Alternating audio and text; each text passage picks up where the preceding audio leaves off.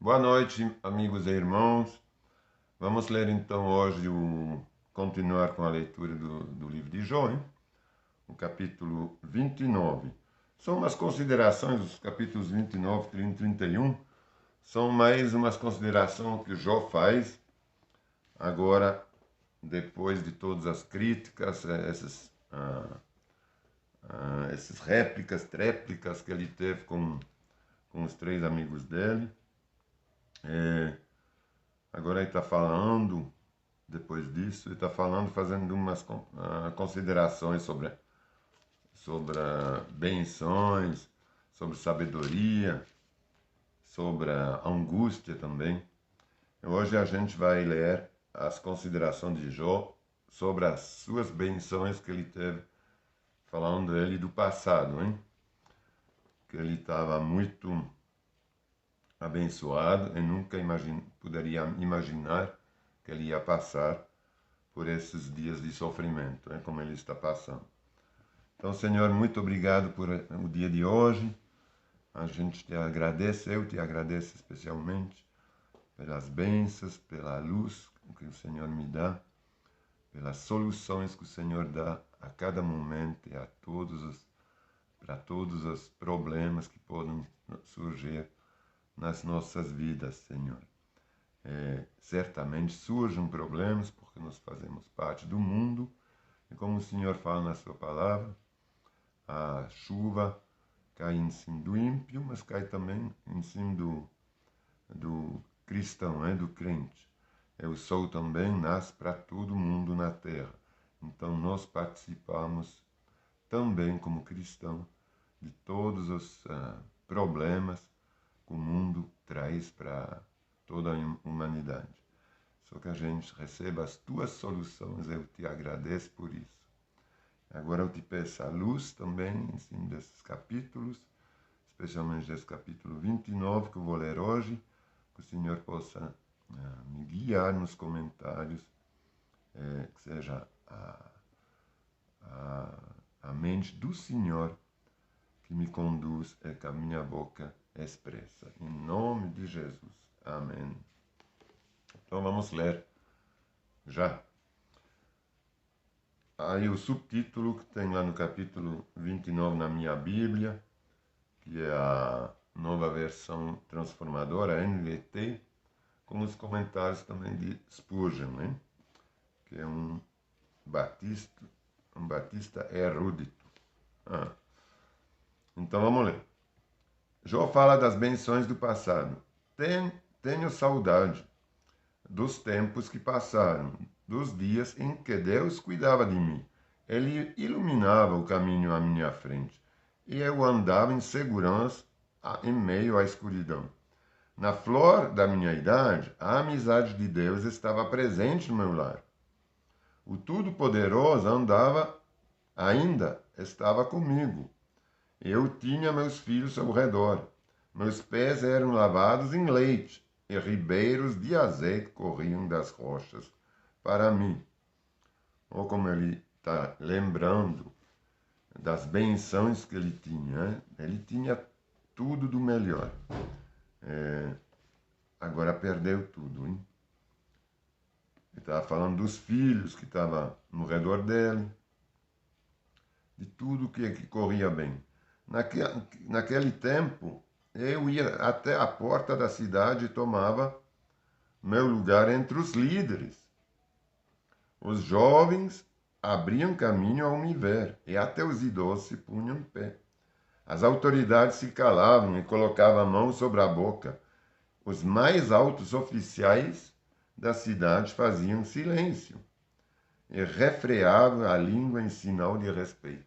Ou como ele era considerado, hein? A gente não esquece que no capítulo 1 está escrito que ele era um homem abençoado, de todos os homens, era o mais abençoado. Bom, aqui deu um probleminha, acho que é a internet que deu um problema. Então eu vou reler lá os últimos versículos que eu li, do 7 ao 10. Naquele tempo, Eu ia até a porta da cidade e tomava meu lugar entre os líderes. Os jovens abriam caminho ao me ver e até os idosos se punhavam em pé. As autoridades se calavam e colocavam a mão sobre a boca. Os mais altos oficiais da cidade faziam silêncio e refreavam a língua em sinal de respeito. Então, eu estava falando que todo mundo o respeitava, ele era a gente vê no capítulo 1 de Jó, o homem mais bem-sucedido, hein? Com os maiores rebanhos que cobriam toda a terra, lá que se multiplicava, quer dizer, na região dele, hein? Era realmente um homem muito poderoso, todo mundo respeitava pela posição que ele tinha, hein? Todos que me ouviam me elogiam, todos que me viam falavam bem de mim. Pois, agora por que falava bem também? Não somente pela posição, é porque ele tinha uma posição de líder. Hein? Ele falava que ele era reconhecido como líder. Mas por quê? Pois, no versículo 12, ele começa a falar tudo o que ele falava, o caráter dele. Hein? Ele tinha uma idoneidade fora do comum. É por isso que ele era bem visto assim. Pois eu auxiliava os pobres que pediam ajuda. Bom, ele ajudava os pobres. E os órfãos, pois eu auxiliava os pobres que me pediam ajuda, e os órfãos que precisavam de socorro. Os que estavam à beira da morte me abençoavam, eu trazia alegria ao coração das viúvas. Era honesto em tudo o que fazia, a retidão me cobria como um manto, e a justiça eu usava como turbante. Oh, como é que ele andava! Bom, além dos feitos que ele estava fazendo, hein? Que ele estava ajudando os órfãos, as viúvas, os pobres, ele tinha, ele era honesto em tudo que fazia, ele tinha honestidade, a retidão que o cobria como um manto, e a justiça que ele usava como turbante. Então ele era justo, reto e honesto. Servia de olhos para os cegos e de pés para os aleijados. Quer dizer que ele ajudava os enfermos. Hein? Era um pai para os pobres. Um pai para os pobres e defendia a causa dos estrangeiros. Ou não tinha uma coisa que ele não fazia. Hein? Em todas as classes sociais, ele estava presente, ajudando. Claro que através da posição que ele tinha, da posição especialmente econômica, também ele podia ajudar. Mas não são todos, são, na verdade, bem poucos, que mesmo tendo uma posição econômica muito boa, que ajuda a todo mundo como ele ajudava. Né? É que continua com justiça, que tem a retidão como manto, a justiça como turbante, é que em tudo que eles fazem são honestos. Hein? Porque quantos que têm uma posição boa economicamente, eles não são completamente honestos. Eles não são. Aquele que está falando era honesto em tudo, não em quase tudo. Era honesto em tudo que fazia. Era reto na palavra, né, que ele tinha. Quando ele falava, não, vou pagar isso, vou fazer isso, eu vou ajudar ali, ele ajudava mesmo, ele pagava mesmo, ele devolvia mesmo. Era reto, era justo, hein? Ele era justo, ele fazia justiça, quer dizer que ele pagava certamente salários justos, ele não se aproveitava de ninguém, nem da situação, nem, às vezes, tem gente que aproveita baixar o preço das coisas quando vê que a pessoa está realmente necessitando vender as coisas, então eles falam, não, então vamos, ele vai vender para bem barato porque está precisando de dinheiro. Então, esse aqui já não é justiça, não. Não é ser justo. Né? Ele era justo em tudo que fazia. Por quê? Era um pai para os pobres, defendia a causa dos estrangeiros. Quantos aqui, quando vem alguém de um outro estado, não precisa nem ser estrangeiro de nacionalidade, mas estrangeiro da região, não conhece os usos e costumes daqui, por exemplo, de São Paulo, às vezes uns nordestinos bem do sertão, que são simples, assim, no sentido da inocência, e aqui nas grandes cidades eles se aproveitam, pagando salários muito baixos, muito mais baixos que a mão de obra local. Então até importa esse tipo de mão de obra para poder pagar mais baixo. Isso será que é ser justo? Não, hein? Não é ser justo. Então, ele era justo. Era um pai para os pobres e defendia a causa dos estrangeiros. Quebrava as mandíbulas dos ímpios e dos seus dentes resgatava as vítimas. Oh, ele ia defender os oprimidos, hein? Quando via que alguém ou alguns estava oprimindo, maltratando as pessoas, ele ia em defesa deles. Por certo, quebrava as mandíbulas dos ímpios e dos seus dentes resgatava as vítimas. Por certo, morrerei rodeado por minha família. Olha a esperança que ele tinha. Por certo, morrerei rodeado por minha família, pensava, depois de uma vida longa e boa. Pois sou como uma árvore, cujas raízes chegam até a água, cujos ramos são refrescados pelo orvalho. Recebo sempre novas honras e minha força vive renovada. Ou como é quando a gente está numa fase boa, a gente imagina que certamente a gente vai viver toda a vida assim, que vai ser para sempre. É isso que ele também pensava, ó, por certo, morrerei rodeado por minha família. E agora mesmo ele se encontra com todos os filhos mortos, hein? Com todo mundo abandonando, a própria mulher, o criticando.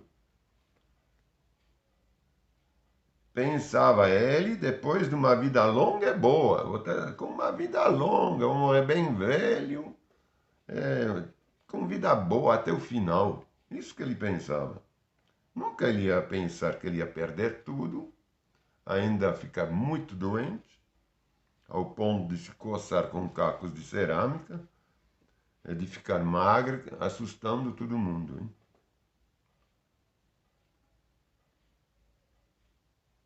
Recebo sempre nova, ele continua lá depois de cujos ramos são refrescados pelo orvalho, recebo sempre novas honras e minha força vive renovada. Todos escutam meus conselhos, todos escutavam meus conselhos e ficavam em silêncio e esperavam que eu falasse. Olha como ele era sábio, inteligente. Hein? E depois que eu falava, nada tinham a acrescentar, pois o que eu dizia os satisfaziam. Esperavam minhas palavras como quem espera a chuva. Bebiam-nas como chuva de primavera. Quando estavam desanimados, eu sorria para eles. Valorizavam meu olhar de aprovação. Estava todo mundo só escutando os conselhos dele, ele dando conselho para todo mundo. Porque, claro, hein, todos viam o sucesso dele, a boa vontade dele, a boa índole dele, é o sucesso mesmo dele. Hein? Então, ele era visto realmente como um grande líder. Esperavam minhas palavras como quem espera a chuva. Bebiam-nas como chuva de primavera.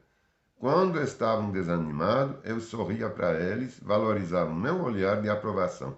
Como um líder, eu lhes dizia o que fazer, vivia como rei entre suas tropas e consolava os que choravam. Realmente ele tinha a vida que todo mundo deseja ter. Né? porque ele tinha essa vida, por causa desses atributos que ele falou aqui,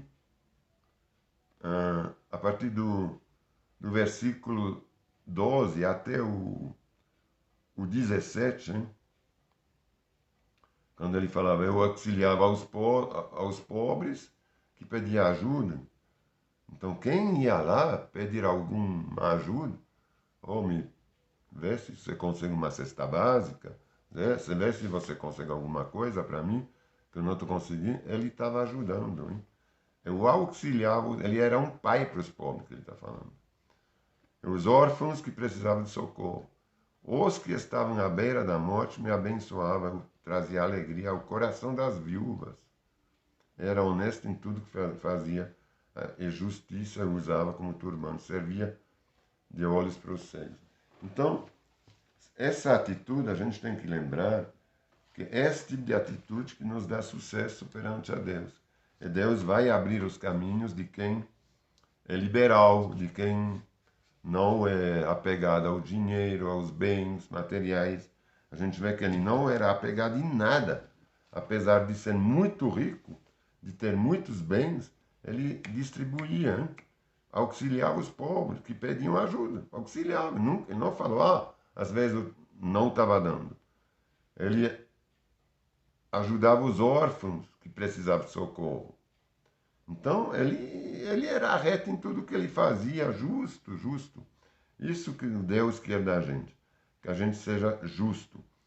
Então, apesar de tudo isso, aí ele fala, depois eu pensava, depois de fazer todas essas coisas boas, certamente eu irei viver uma vida muito boa, sossegada, hein? E não é isso que lhe aconteceu. Porque Satanás veio, viu ele lá na terra, aí Deus aproveitou de falar para Satanás, você viu, hein, o Jó, como ele é reto, direto, que eu estou abençoando, porque Deus tinha colocado realmente uma proteção divina ao redor dele, ao redor da família, dos bens dele. Que Satanás falou assim, mas você ergueu um muro em volta de todos os bens dele, em volta da vida dele, da família dele. Tira esse muro, me deixa tentar, me deixe roubar as coisas, me deixe tirar a saúde dele, tirar os bens dele, tirar os filhos dele. E você vai ver se ele vai continuar assim. E Deus permitiu, então isso ele não podia esperar nunca, hein, Jó? Mas ele permitiu isso para engrandecer Jó, para mostrar para o diabo que Jó não iria falhar. Não iria falhar e mesmo assim não iria amaldiçoar a Deus, porque ele sabia que Jó não era apegado a tudo isso. Porque Jó reconhecia sempre que tudo o que ele tinha era por Deus. É que se Deus não permitia isso, ele não teria tido nada. Então, nada lhe pertencia. Ele sabia que tudo era a graça de Deus. É que Deus poderia pegar na hora que quisesse. Se ele tinha recebido, era pela graça. Então, que ele não merecia isso. Mas que Deus é Deus. É isso que a gente tem que sempre ter em mente, que a gente realmente não merece nada. Quando a gente pede alguma coisa a Deus, a gente tem que pensar duas vezes o que a gente está pedindo. Se é legítimo, se é lícito. Porque será que é realmente segundo o coração de Deus o que a gente está pedindo? Muitas vezes a gente está pedindo coisas, a gente as consegue pelas nossas próprias forças. Claro que Deus permite, é por isso que a gente tem algumas coisas que não são necessárias. Né? Então a gente sempre vai ter, ou vai ser à mercê, entre aspas, da carne, do nosso corpo, dos desejos do mundo. Sempre a gente vai ter que refreá-los, como está escrito em Tiago. Então isso é fato da gente ser humano vivendo nesse mundo até a gente receber um corpo de glória. Esses momentos que a gente passa na Terra, que são momentos de de escolha, de decisões nossas, hein? De qual lado a gente vai querer viver o tempo todo. Sabendo que Deus, Ele é um Deus de amor, é que Ele nos permite esses excessos todos na condição que a gente já os reconhece. É na condição que a gente saiba que isso não agrada a Deus, apesar dele, no seu grande amor, nos permitir, às vezes, ultrapassar os limites do aproveitável. Hein? É como ele fala, tudo me é lícito, tudo posso, mas nem tudo me é lícito, hein? Nem tudo me aproveita. Certo? Então vamos tentar de sempre caminhar mais perto dos limites permitidos pelo reino de Deus, hein? É pela graça de Deus. Em nome de Jesus. Senhor, eu te agradeço, porque sempre mais, Senhor, a cada dia que passa, meu Deus, você mostre, Senhor, para mim, eu sei, para todos que me escutam também, os erros que eu cometo, cada um comete, porque todos nós cometemos erros todos os dias, Senhor. Não tem um dia que a gente não tem errado, não tem pensado em coisas erradas, não tem desejado talvez alguma coisa que não me é lícita, que pode até me ser permitida, mas que não vai acrescentar nada. O que faz que a gente fica às vezes parado, em vez de avançar, e avançar sempre mais para teu reino, é sempre mais nessa santidade, Senhor, que o Senhor quer que a gente alcance. Se a gente está no caminho da santificação, desse caminho a gente, Senhor, não quer sair. A gente não quer nem para a direita, nem para a esquerda. E quando a gente tem essa tendência de ir para a direita ou para a esquerda, a gente conta com a tua ajuda, Senhor, com a tua mão poderosa para nos recolocar no caminho, para sondar nosso coração e nos mostrar que a gente está lá agora fazendo uma coisa que não nos é aproveitada. Te agradeço, Senhor, pelo teu amor, pela tua graça, por essa graça abundante que não tem limite, Senhor, é que você me dispensa cada dia, a todo momento. Em nome de Jesus eu te peço, abençoar todos os que assistem esse vídeo, que todos possam receber agora esse toque de teu amor e o teu direcionamento, a tua luz, em nome de Jesus. Amém. Então vamos ficar aqui por hoje. Amanhã ou depois a gente vai ler o capítulo 30, onde Jó fala da sua angústia. Boa noite, fiquem todos com Deus.